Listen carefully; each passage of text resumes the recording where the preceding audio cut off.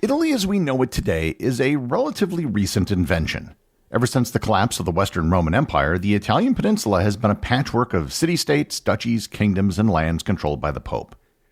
It wasn't until the 19th century that a group of idealistic Italians thought to unify the Italian Peninsula and all its Italian-speaking people. Learn more about the Risorgimento, or the 19th century unification of Italy, on this episode of Everything Everywhere Daily.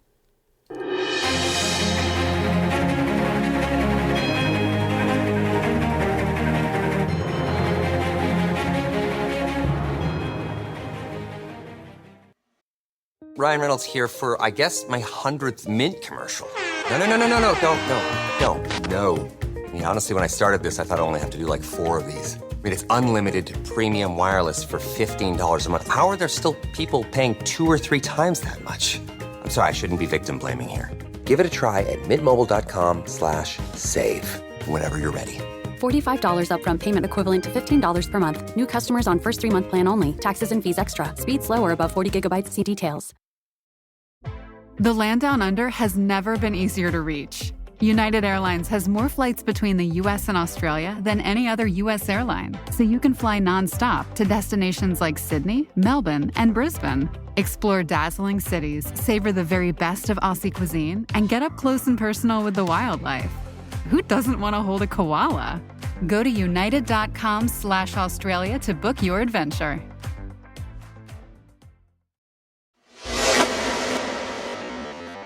Many people are not aware that despite its ancient history, Italy as a country is actually rather new. To this extent, Italy was a lot like Germany. It was divided between multiple smaller states, all sharing a somewhat common language and culture. Like Germany, Italy underwent a unification movement in the 19th century. The circumstances that brought about unification differed in each country, but they were both part of the same general trend that swept through Europe. Italy was unified during the Roman Republic, when Rome conquered all of the neighboring peoples on the Italian Peninsula. When the Roman Empire fell in 476, the Italian Peninsula remained unified under the Ostrogothic kingdom for almost another 100 years. However, after 568, Italy was split between the Kingdom of Lombardy and the Byzantine Empire, and it remained fractured in various degrees until the 19th century. There was a Kingdom of Italy that existed after the end of the Carolingian Empire and later became part of the Holy Roman Empire, but it was mostly ignored by its German rulers, and it never covered all of Italy. And I'm glossing over a lot of history here, but it roughly describes the status of Italian unification, or the lack thereof. Modern Italian unification, which the Italians call Risorgimento, began in the early 19th century during the Napoleonic Wars. Napoleon invaded Italy and managed to consolidate all of its various subdivisions into just 2. The Kingdom of Italy, established in 1805, was in northern Italy and had Napoleon himself as king. The other was the Kingdom of Naples, established in 1806, and Napoleon's brother Joseph Bonaparte was installed as king. When he became the King of Spain, then Napoleon installed his brother-in-law instead. Side note, Joseph Bonaparte was the same one who migrated to New Jersey and was the subject of a previous episode. While Italy was technically divided into 2 kingdoms, for all practical purposes it was unified, as it was all under the direct or indirect control of Napoleon, who you should remember was born speaking Italian, not French. This period of Italian unification had not been seen in over 1,000 years, and it sparked something that hadn't existed before: a sense of Italian nationalism. Prior to this, people thought of themselves as Florentines, Venetians, Genoans, Romans, Sicilians, or one of several other groups.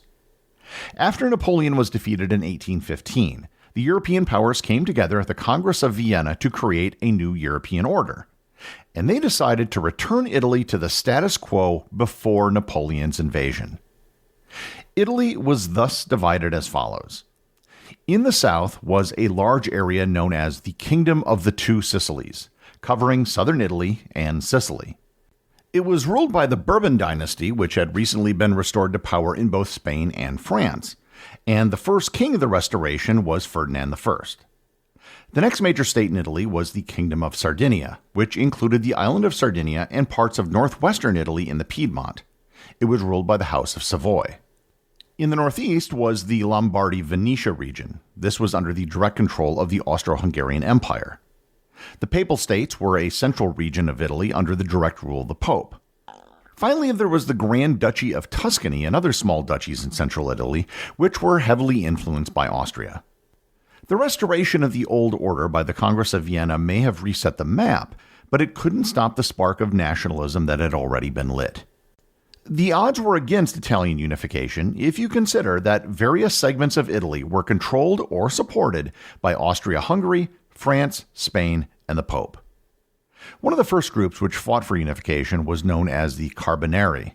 They were a secret political group that filled the void when Freemasonry was banned in 1815. While their organization was similar to Freemasonry, they were primarily committed to Italian independence. Two of the movement's early leaders were Giuseppe Mazzini and Giuseppe Garibaldi. Mazzini was a key intellectual and activist. He was the founder of the secret revolutionary society Young Italy, which he founded in 1831. He promoted the idea of a united republican Italy and inspired a generation of Italians with his writings and efforts, although his early attempts at revolution were not successful. Garibaldi was a charismatic military leader and an ardent nationalist. Through his military campaigns, he played a crucial role in the unification process. He actually had to flee Italy for South America in 1834 after a failed rebellion, and he remained in South America for 14 years. There were early revolts in 1820 in the Kingdom of Two Sicilies and 1821 in the Piedmont, but neither were successful. The map of Italy first began to simplify in 1829 when the duchies of Parma and Modena began to expand, swallowing up several other nearby duchies. However, these newly enlarged duchies were still some of the smallest states in Italy. In 1848, all of Europe was swept by revolution, and Italy was no exception. Uprisings occurred in several Italian states, driven by demands for constitutional government and independence from Austrian control. There were some revolts that were temporarily successful in Venice and Milan. The First Italian War of Independence was fought between the Kingdom of Sardinia and the Austrian Empire in 1848 and 1849. Austria eventually defeated Sardinia, which resulted in the Sardinian king Charles Albert abdicating in favor of his son, Victor Emmanuel II. The war ended with Austria retaining control over Lombardy and Veneto, dashing hopes for Italian unification at that time. In 1859, the Second Italian War of Independence broke out. The Prime Minister of Sardinia, Count Camillo di Cavour, realized that they needed outside help if they were to oust Austria, so they sought the aid of France. The Second Italian War of Independence, also known as the Franco-Austrian War, resulted in an Austrian defeat and Sardinia annexing the Lombardy region. Also in 1859, the Grand Duchy of Tuscany, the Duchy of Parma, the Duchy of Modena, and several regions of the Papal States joined to form the United Provinces of Central Italy. The United Provinces of Central Italy was short-lived. In 1860, plebiscites were held that ceded Nice and Savoy to France, and the United Provinces of Central Italy became part of the Kingdom of Sardinia. At least in the north, the map of Italy was starting to take shape. Meanwhile, in the south of Italy, Garibaldi launched his famous Expedition of the Thousand.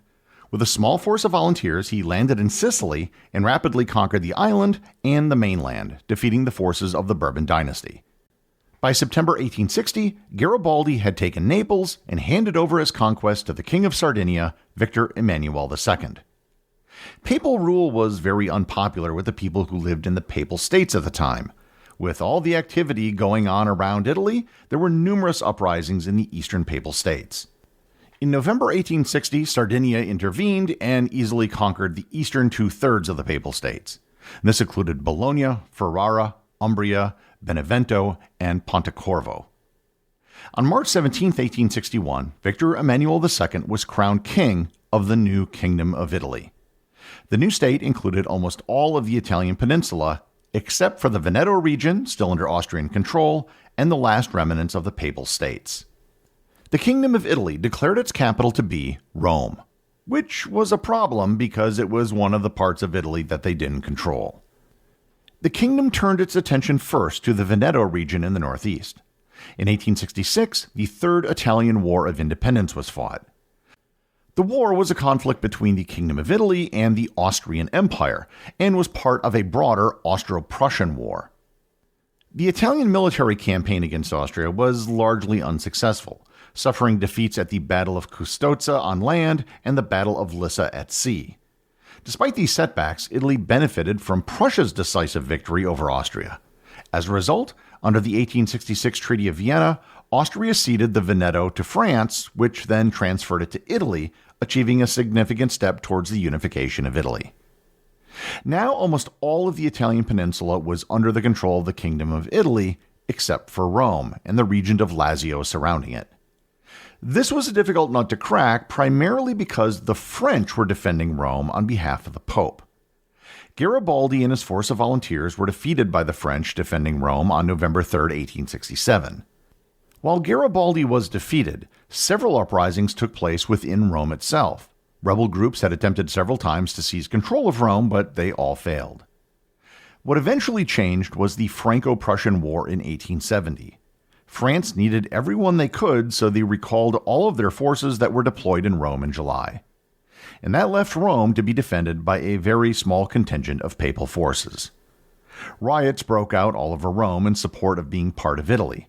King Victor Emmanuel waited until France had lost the Battle of Sedan to ensure that they couldn't come to the rescue. The king tried to offer the Pope several ways out to save face, but Pope Pius IX refused everything. The king offered to send in troops under the guise of protecting the Pope, and he also offered to let the Pope continue to rule over the part of Rome that was inside the Leonine walls. On September 20th, forces of the Royal Italian Army entered Rome and annexed it to the Kingdom of Italy.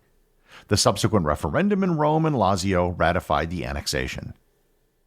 At this point, almost everything on the Italian peninsula had been unified under the Kingdom of Italy.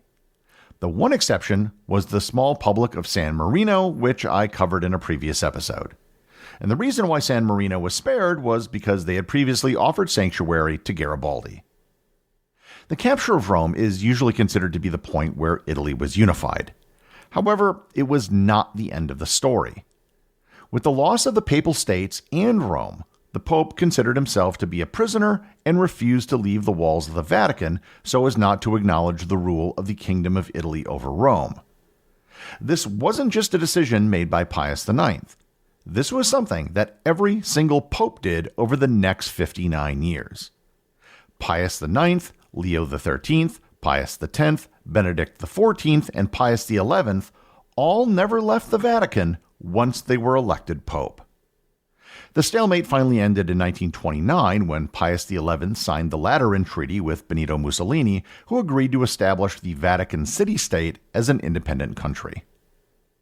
The map of Italy in 1870 was different from the map that you'll see today. There was one major part of Italy that was not part of the Kingdom of Italy in 1870. That is the region of Tyrol in northeast Italy, in the Alps. It's actually not an Italian-speaking region at all. Austria ceded it to Italy after they lost the First World War.